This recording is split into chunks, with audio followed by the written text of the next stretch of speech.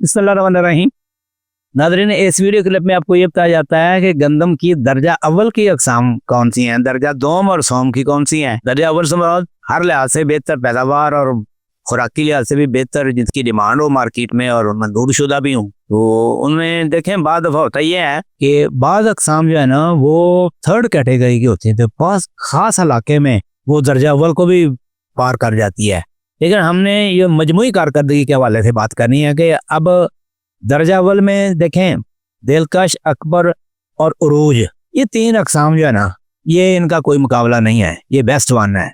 अगर हम कहें कि वो जी 70-16 आ रही है जी, फलक और सवेरा आ रही है ना, वो साफ ज़ाहिर है कि उन्होंने इनको दिलकश, अकबर और उरूज को ही उन्होंने टफ टाइम दे के आगे आना है अगर आती हैं तो। इसी तरह चैंपियन का भी यही हाल है, वो भी ठीक है इसी कैटेगरी की हैं, लेकिन बीज नहीं अभी उनका अवेलेबल। अच्छा, बाद मेरे दोस्तों ने, ज़राअत अफसरान और रिसर्च के बंदों ने कहा कि पहले नंबर पे आप दिलकश की बजाय अकबर, उसके बाद दिलकश, फिर उरूज रखें। तो बाद ने कहा कि जी उरूज दूसरे नंबर पे आ गई है, पहले नंबर पे दिलकश है। तो बहरहाल है तो पहले कैटेगरी में ना तीनों, तो तीनों के अंदर में से बेस्ट वन जो है ना, कोई अकबर को कहता है, कोई दिलकश को। बाकी ये यही बेहतर है, मैं समझता हूँ कि यही ज्यादा वसीफ माने पे लगाने चाहिए। बाकी दर्जा दोम से मुराद ये है कि जो रिलेटिवली इनसे जरा नीचे, जैसे फखरे बकर है, वो अभी भी अच्छी खासी पैदावार देती है।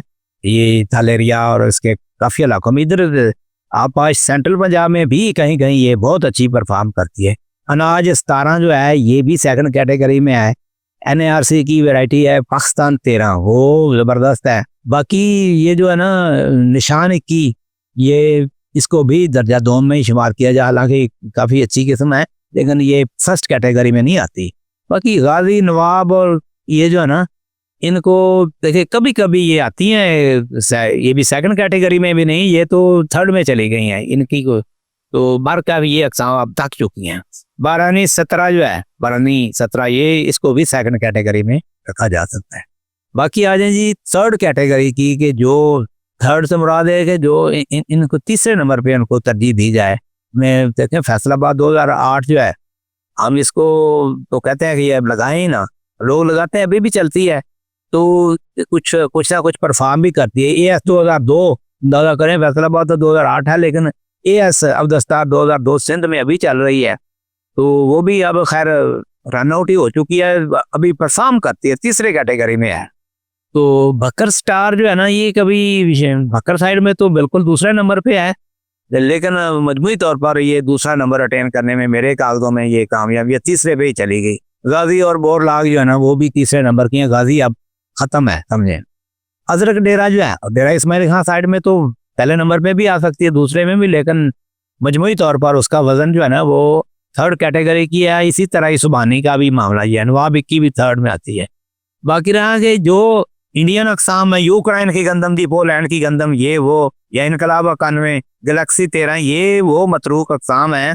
जो वतन 94, ये किसी कैटेगरी में नहीं आती। 30-94, ये भी कई लोग 30-94 के साथ चिमटे हुए हैं। सुबहानी तीसरी का थर्ड कैटेगरी की है, ये तुरते ही थक गई है। ये इसके ना ठीक है, इसकी रोटी अच्छी पकती है लेकिन ये गिर जाती है, बहुत बड़ा नुकसान होता है। सादक 21 और गाजी का भी कोई हाल नहीं है। फैसलाबाद 2008 जो है ना, वो भी आप इसको भी अब नान तो किसी कैटेगरी में ना ही समझे तो बेहतर है। तीसरी कैटेगरी में जिस बंदे ने अपने घर का व्यू ने मेरे पास तो यही है, यही लगानी है, तो समथिंग। बाकी काली गंदम है, ये है फलां, सब झूठ है बिल्कुल। उनसे मैं गैर मुसद्दका पुरानी आउटमोडेड तमाम अक़साम जो है ना वो जो है ना वो किसी कैटेगरी में नहीं आती, उनकी काश से ग्रेज करना चाहिए।